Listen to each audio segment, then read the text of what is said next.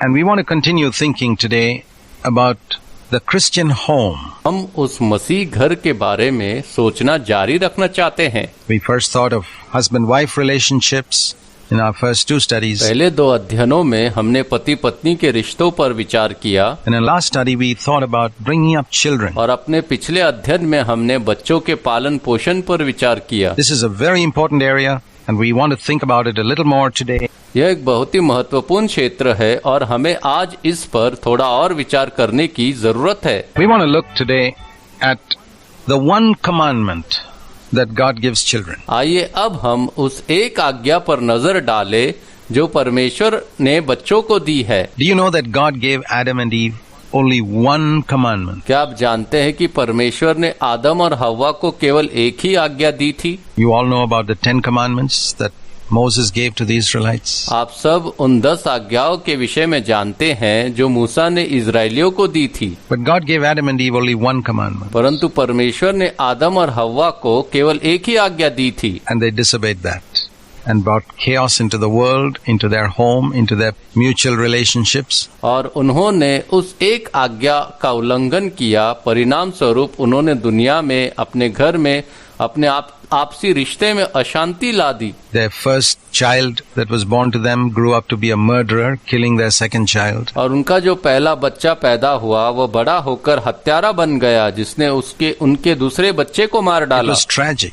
यह दुखद था। But in the same way, we find that God has given one commandment for children. लेकिन इसी तरह हम पाते हैं कि परमेश्वर ने बच्चों को एक ही आज्ञा दी है। And He has not made it difficult. He's not given children 10 commandments. He's given children only one. और उन्होंने इसे कठिन नहीं बनाया है। उन्होंने बच्चों को 10 नहीं बल्कि सिर्फ एक आज्ञा दी है। And we read in Ephesians 6 verse 1 and 2 and 3 what that commandment was. और हम इफिसियों 6:1 से 3 में पढ़ते हैं कि वह आज्ञा क्या थी। It was given in the Old Testament as part of the 10 commandments. इसे पुराने नियम की 10 आज्ञाओं में एक भाग के रूप में दिया गया था। The 5th commandment, honor your father and mother. वह 5वीं आज्ञा थी, अपने माता पिता का आदर करो। And it says here in Ephesians 6:2 that is the first commandment God gave which had a promise. और यहाँ इफिसियों 6:2 में कहा गया है कि यह पहली आज्ञा है जो परमेश्वर ने प्रतिज्ञा के साथ दी है। And the promise was that it may be well with you and that you may live long on the earth. और प्रतिज्ञा यह थी कि तुम्हारा भला हो और तुम धरती पर लंबे समय तक जीवित रहो। Now I want to ask you parents. मैं पहले आप माता पिता से पूछना चाहता हूँ। I want to first speak to your parents. और मैं पहले आप माता पिता से बात करना चाहता हूँ। Do you want it to go well with your children? क्या आप चाहते हैं कि आपके बच्चों के साथ अच्छी बातें हो? Do you want your children to live long on the क्या आप earth? चाहते हैं कि आपके बच्चे पृथ्वी पर लंबे समय तक जीवित रहे? Or do you want your children's lives to be shortened? या क्या आप चाहते हैं कि आपके बच्चों का जीवन छोटा हो जाए? Do you want it to go badly with your या children? क्या आप चाहते हैं कि आपके बच्चों के साथ बुरा हो? It's not talking about your children being intelligent or healthy or capable or rich or great or any such thing. अब यह आपके बच्चों के बुद्धिमान या स्वस्थ या सक्षम या अमीर या महान या ऐसी किसी चीज के बारे में बात नहीं कर रहा है। When it says it'll go well with them, it means that it'll go well spiritually. जब ये कहता है यह उनके साथ अच्छा होगा तो इसका मतलब है कि उनके साथ आध्यात्मिक रूप से अच्छा होगा। Even if they work as peons in an office or corporation sweepers, that doesn't matter. भले ही वे किसी कार्यालय में चपरासी के रूप में काम करे या निगम में सफाई कर्मचारी के रूप में काम करे, इससे कोई फर्क नहीं पड़ता। If they are godly, they will be great in God's eyes. यदि वे ईश्वरीय है तो वो परमेश्वर की दृष्टि में महान होंगे। The point is not their earthly position. मुद्दा उनकी सांसारिक स्थिति के बारे में नहीं है। The point is that it goes well with them spiritually. मुद्दा यह है कि आध्यात्मिक रूप से यह उनके साथ अच्छा हो। What does it mean that they live long on the earth? इसका क्या मतलब है कि वे पृथ्वी पर लंबे समय तक जीवित रहेंगे? Live up to the age of 100? No. क्या वे पृथ्वी पर 100 वर्ष की आयु तक जीवित रहेंगे? नहीं। Jesus lived only up to 33. प्रभु यीशु केवल 33 वर्षों की आयु तक जीवित रहे। To live long in New Testament terms means to complete God's plan for their lives. नए नियम के वचनों में लंबे समय तक जीवित रहने का अर्थ है उनके जीवन के लिए परमेश्वर की योजना को पूरा करना। Whether they die at 20 or 60 or 100. चाहे वे 20 वर्ष की आयु में मरे या 60 वर्ष की आयु में या 100 वर्ष की आयु में मरे। The point is to complete God's plan for their lives. before they leave the मुद्दा earth. यह है कि उनके जीवन के लिए परमेश्वर की योजना को पूरा करना उनकी पृथ्वी छोड़ने से पहले, God has got a specific plan for your कि children. परमेश्वर के पास आपके बच्चों के लिए एक विशिष्ट योजना है। Please remember that, कृपया parents. माता पिता इसे याद रखें And don't destroy that plan by putting other values into the heads of your और children. अपने बच्चों के दिमाग में अन्य मूल्य डालकर उस योजना को नष्ट न करे, That they think other things are more important than God's kingdom and His way righteousness. सोचने लगे कि अन्य चीजें परमेश्वर के राज्य और उसकी धार्मिकता से अधिक महत्वपूर्ण है। Uprightness, straightforwardness, honesty, these are far more important than anything on this earth. धार्मिकता, सीधापन, ईमानदारी ये इस धरती पर मौजूद किसी भी चीज से कई अधिक महत्वपूर्ण है। And so fathers are told in Ephesians 6:4, don't provoke your children to इसलिए anger. इफिसियों 6:4 में पिताओं से कहा गया है, अपने बच्चों को क्रोध न दिलाओ। Don't keep on irritating them by nagging them and scolding them day and night, but bring them up in the discipline and instruction of the Lord. दिन रात उन पर टोकते और डांट दपट कर उन्हें चिढ़ाते न रहो, बल्कि प्रभु की शिक्षा और अनुशासन में उनका पालन पोषण करो। Instruction first of all, teaching them scriptural principles, उन्हें पहले उपदेश दे और उन्हें पवित्र शास्त्र के सिद्धांत सिखाएं, and secondly discipline. और दूसरा उन्हें अनुशासित करे।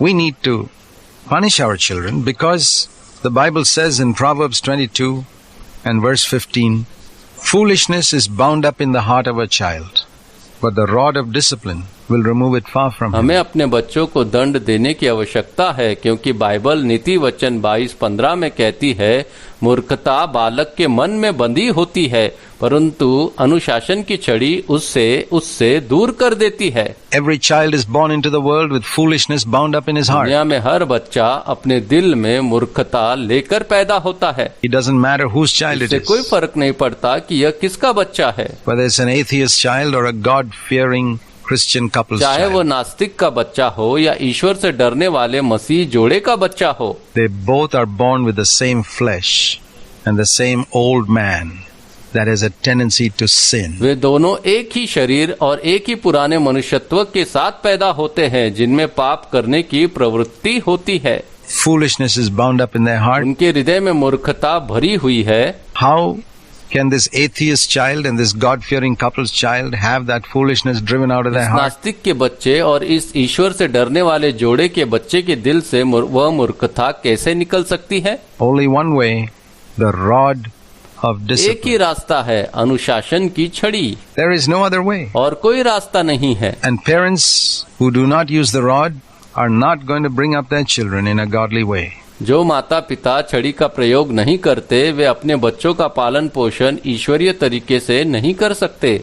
We need to use the rod of discipline because we want to drive out that foolishness. हमें अनुशासन की छड़ी का उपयोग करने की आवश्यकता है, क्योंकि हम उस मूर्खता को बाहर निकालना चाहते हैं। And the Bible says the rod of discipline will drive it far away. Bible यह स्पष्ट करती है कि अनुशासन की छड़ी इसे दूर कर देगी। The foolishness is in the heart, but the rod is applied to the bottom and it drives out the foolishness from the heart. मूर्खता हृदय में होती है, परंतु छड़ी पीछे लगाई जाती है और वह मूर्खता को हृदय से निकाल देती है। This is God's way. यह परमेश्वर का तरीका You है। might as well follow it instead of the teaching of modern psychologists.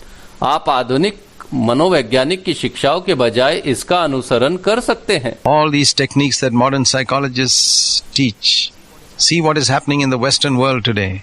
आधुनिक मनोवैज्ञानिक जो ये सभी तकनीकें सिखाते हैं, उनका परिणाम क्या होता है? देखिए आज पश्चिमी दुनिया में क्या हो रहा है। Children growing up rebelling against their parents with no respect for their parents. This is the result of modern psychology and ignoring the word of God. वे बच्चे बड़े होकर अपने माता पिता के प्रति कोई सम्मान न रखते हुए उनके विरुद्ध विद्रोह करते हैं। यह आधुनिक मनोवैज्ञानिक और परमेश्वर के वचन की अनदेखी का परिणाम है। And go and see the homes where people have followed the simple old-fashioned teaching of Proverbs 22:15 and see the difference. जाएं और उन घरों को देखें जहां लोगों ने नीति वचन 22:15 की सरल पुराने जमाने की शिक्षा का पालन किया है, और अंतर देखें। The Bible says you can save your child from hell by using the rod. Bible कहती है कि आप छड़ी का उपयोग करके अपने बच्चे को नरक से बचा सकते हैं। Don't spare him, it says, even if he जो cries. कहता है भले ही वह रोए, उसे मत छोड़ो। What should we use the rod for? हमें छड़ी का उपयोग किस लिए करना चाहिए? when they don't obey the one commandment which God has given them. जब वे एक आज्ञा का पालन नहीं करते हैं जो परमेश्वर ने उन्हें दी है। You know that is the most important thing for children to learn. आप जानते हैं कि बच्चों के लिए वह सीखना सबसे महत्वपूर्ण बात है। If your children break something expensive, maybe you have an expensive dish or a vase or something like that made of china and expensive, and they accidentally drop it and break it. यदि आपके बच्चे कोई महंगी चीज तोड़ देते हैं, हो सकता है कि आपके पास चीन से बना कोई महंगा बर्तन या फूलदान या ऐसी कोई चीज हो और उन्होंने गलती से उसे गिरा दिया और वह टूट गया। Are you going to punish them for that? तो क्या आप उन्हें इसके लिए दंडित करने जा रहे हैं? It's foolish. वह मूर्खतापूर्ण है। Now, if they do it in rebellion and anger, they certainly need to be अब यदि punished. वो विद्रोह और क्रोध में ऐसा करते हैं तो उन्हें निश्चित रूप से दंडित किया जाना चाहिए। But if they do it accidentally, your loss may be great in terms of money, but it's no use punishing your children for what they did accidentally. लेकिन यदि वे गलती से ऐसा करते हैं तो नहीं, पैसे के मामले में आपका नुकसान बड़ा हो सकता है, लेकिन अपने बच्चों को गलती से किए गए काम के लिए दंडित करने से कोई फायदा नहीं है। Don't you and I do things accidentally and make mistakes? क्या आप और मैं गलती से काम नहीं करते और गलतियां नहीं करते? What do we need to teach our children? That one commandment which God gave children. मैं अपने बच्चों को क्या सिखाने की जरूरत है? एक आज्ञा जो परमेश्वर ने बच्चों को दी है। Honor your father and mother. अपने पिता और माता का आदर करें। That means respect them, first of all, and obey them. यानी सबसे पहले उनका सम्मान करे और उनकी आज्ञा माने। We have to teach our children that. हमें अपने बच्चों को यह सिखाना है। And if you are a son or a daughter listening to this program, let me tell you, और यदि आप एक बेटा या बेटी है जो इस अध्ययन को सुन रहे हैं तो मुझे आपसे एक बात कहने दीजिए। if you want it to go well with you, and if you want to fulfill the length of your days that God has appointed for you on earth, यदि आप चाहते हैं कि आपके साथ अच्छा हो और यदि आप उन दिनों को जो परमेश्वर ने आपके लिए पृथ्वी पर नियुक्त किए हैं लंबा करना चाहते हैं, honor your father and mother. तो अपने पिता और माता का आदर करें। Even if you're 75 years old and your parents are alive, honor them. भले ही आप 75 वर्ष के हो और आपके पिता और माता अभी भी जीवित हैं तो उनका आदर करें। Honor them till you die. मरते दम तक उनका आदर करें। You don't have to obey them once you leave your home and set up your own home or you're earning your own living. एक बार जब आप अपने घर बसाने के लिए अपना घर छोड़ देते हैं और आप अपनी जीविका स्वयं कमा रहे होते हैं तो आपको उनका आज्ञा पालन करने की आवश्यकता नहीं होती है। Jesus obeyed Joseph and Mary as long as he lived in that home. जब तक प्रभु यीशु उस घर में रहे उन्होंने यूसुफ और मरियम की आज्ञा मानी। The moment he left that home after his baptism, once his mother came and told him about the lack of wine in Cana, and he said, "Woman, what have I got to do with you? Don't interfere in my ministry." बपतिस्मे के बाद जैसे ही उन्होंने वह घर छोड़ा, एक बार उनकी मां ने आकर उन्हें काना में एक विवाह में दाखरस की कमी के बारे में बताया। उन्होंने कहा, महिला, मुझे तुमसे क्या लेना देना, मेरी सेवकाई में हस्तक्षेप मत करो। Jesus didn't disobey the scripture there. He honored his mother. प्रभु यीशु ने पवित्र शास्त्र की अवज्ञा नहीं की, उन्होंने अपनी मां का सम्मान किया है। He cared for her when he was hanging on the cross. जब वह क्रूस पर लटके हुए थे तब भी उन्होंने अपनी मां की चिंता की। To take care of her, to provide a home for her.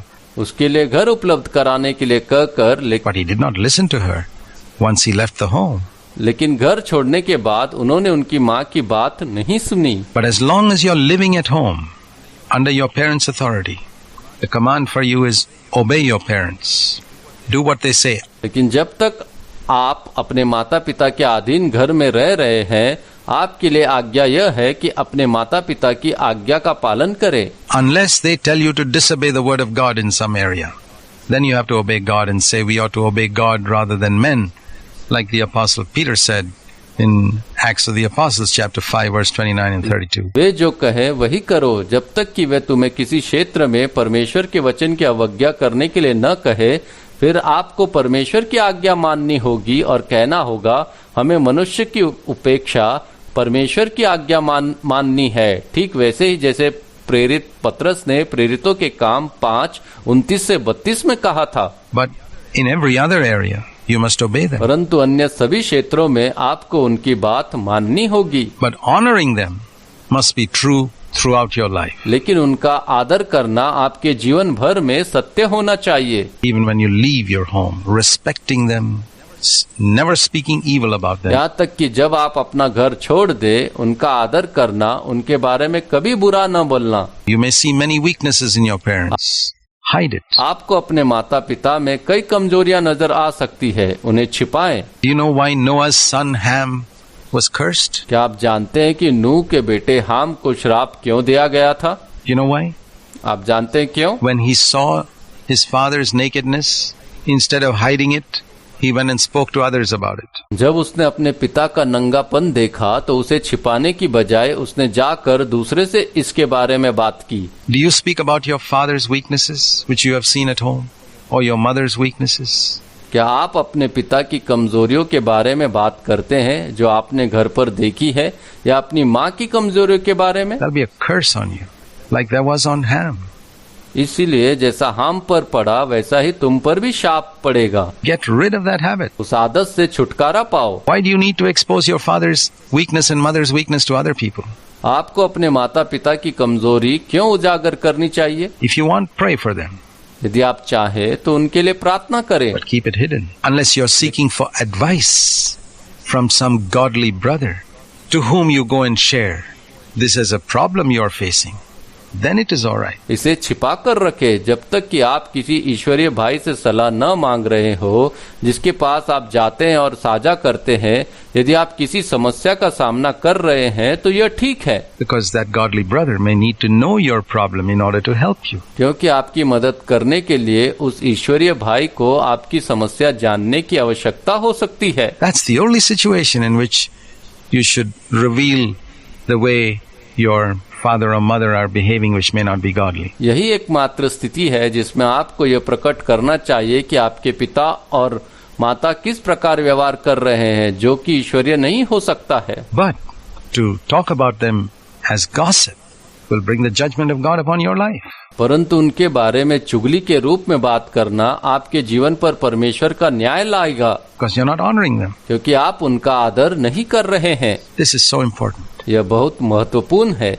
It's so important for us as parents to teach our children obedience, to break their stubborn will when they are young, so that they learn to obey us as their parents. माता पिता के रूप में हमारे लिए बहुत महत्वपूर्ण है कि हम अपने बच्चों को आज्ञाकारिता सिखाएं, और जब वे छोटे हो तो उनकी जिद्दी इच्छा को तोड़े, ताकि वे अपने माता पिता के रूप में हमारी आज्ञा का पालन करना सीखे। That is how we prepare them to obey God one day in the future. इस तरह हम उन्हें भविष्य में एक दिन ईश्वर की आज्ञा मानने के लिए तैयार करते हैं। But if you don't break their will when they are young, लेकिन यदि आप युवा अवस्था में उनकी इच्छा नहीं तोड़ते हैं, they will never be able to obey God later on in life.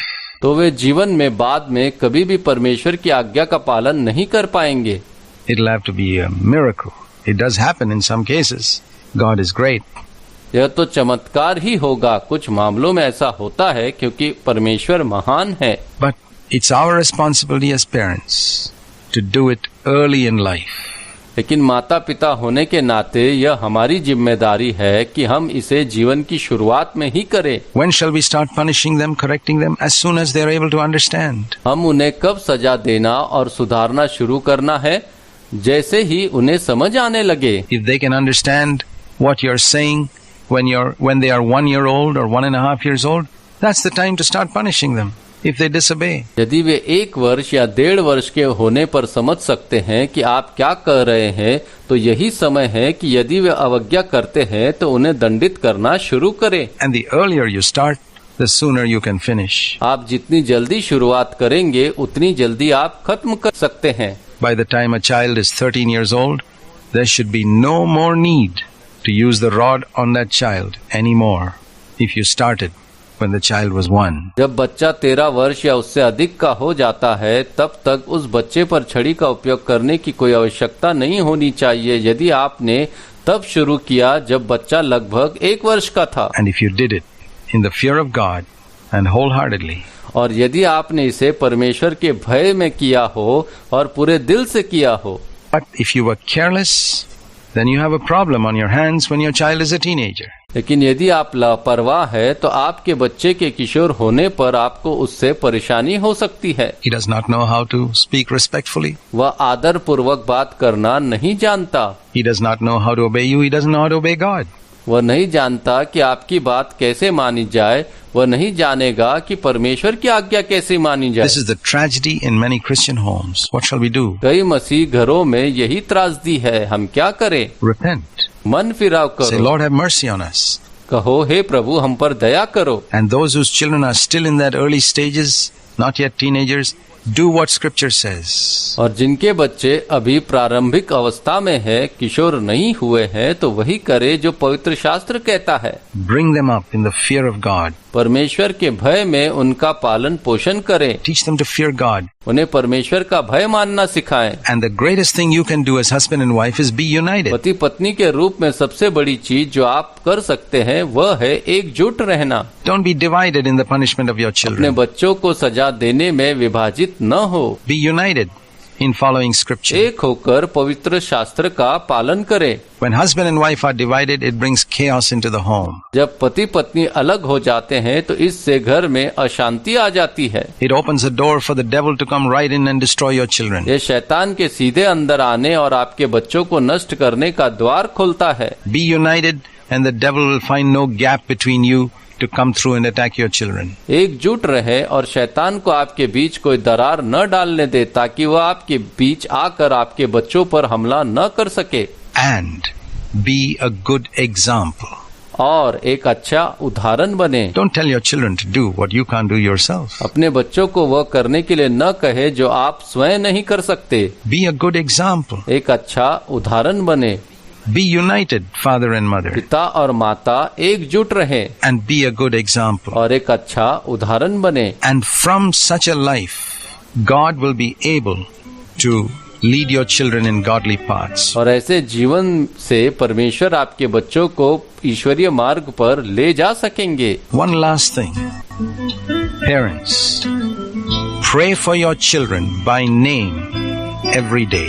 एक आखिरी बात, माता पिता अपने बच्चों के लिए हर दिन उनमें से हर एक का नाम लेकर प्रार्थना करें। Every single one of them. All through your life. Pray for your children by name every single day. That they'll grow up in a godly way. अपने पूरे जीवन भर हर दिन अपने बच्चों के लिए नाम लेकर प्रार्थना करें ताकि वे ईश्वरीय तरीके से बड़े हो सके। And then God's heart will be satisfied as our homes become godly examples and a light in the midst of a dark world. तब परमेश्वर का दिल संतुष्ट हो जाएगा क्योंकि हमारे घर अंधेरी दुनिया के बीच में ईश्वरीय उदाहरण और रोशनी बन जाएंगे।